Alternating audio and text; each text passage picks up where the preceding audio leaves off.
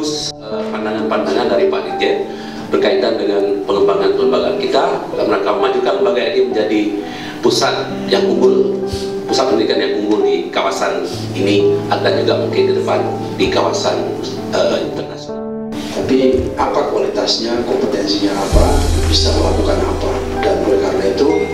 seluruh bidang studi yang kita ajarkan, yang kita tawarkan harus dihadapkan pada pertanyaan umum bahwa kira-kira ini nanti kontribusinya apa yang bisa dilakukan anak-anak kita.